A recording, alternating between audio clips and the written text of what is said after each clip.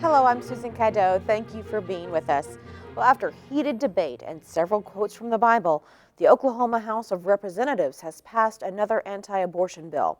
The proposal would prohibit the procedure if it is solely because the fetus may have Down syndrome or another suspected genetic abnormality.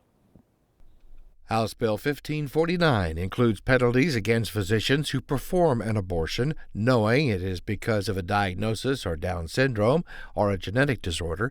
It also allows minors to file civil suits. There would be no penalty for the woman involved. Members of the House talked about circumstances where people they knew were told their baby had such disorders, but they decided to have the baby anyway. That prompted this from Representative Monroe Nichols. And so it sounds to me that even without this legislation and bringing back into that, the whole choice thing, it seems that although a pretty small sample size, 100% of the examples that we've talked about today where folks, when faced with that same issue, decided to go ahead and go through with a birth. Everyone expects this bill, if it becomes law, to face an immediate court challenge. So far, the legislature has not succeeded in passing an anti-abortion bill that has withstood such a challenge, a point that concerned opponents but not supporters, like Representative Mark Lawson. What this bill is really doing, and it's protecting life. It's saying that we're not going to have abortions in this state based solely on a diagnosis of Down syndrome or fetal abnormality. That this is health care. Much of the debate involves supporters deferring to religious beliefs and opponents, like Representative Forrest Bennett, defending pro-life beliefs beyond birth. Poverty can kill you in my district. And in order to bring dignity to the people in my district and a lot of others, I wanted to protect funding for community health centers, but you said no.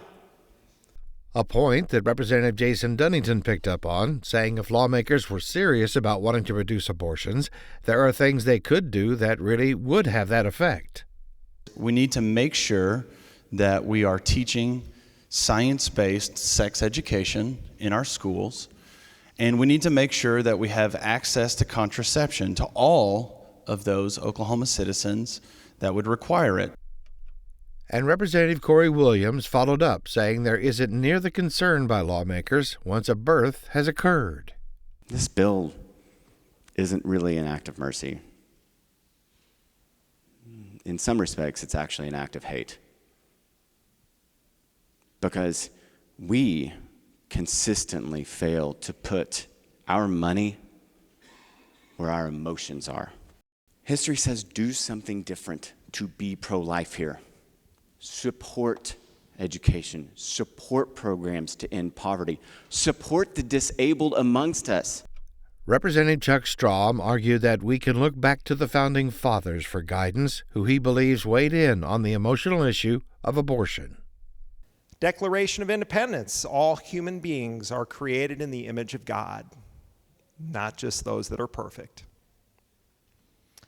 They're endowed by their Creator. Yes, there is a God who created us with certain unalienable rights. The most basic is the right to life. Representative Emily Virgin asked the bill's primary sponsor, Representative George Faught, if the bill made an exception for victims of rape or incest. His reply was a simple no. During debate, Representative Faught expanded on his answer, saying he believes that life begins at conception no matter the circumstances. There's a lot of things that were brought into this that had really very little to do with it as far as rape and incest, and is that an act of God or not? Well, it's an act of sin. We live in a sinful world. Men and women do horrible things, but God can bring beauty out of ashes. Representative Virgin responded that the National Down Syndrome Society doesn't support legislation like this, seeing it as unfairly using children as a pawn in the ongoing debate over abortion.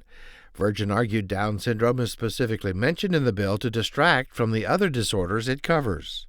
If someone is born with anencephaly, they die within hours of being born. So while it's easy to talk about Down syndrome in this legislation, it's hard to talk about anencephaly. We know people with Down syndrome. We don't know people with anencephaly because you can't survive that. The discussion and debate on the bill lasted for nearly 2 hours. It passed the Oklahoma House of Representatives on a vote of 67 to 16 and now goes to the Senate.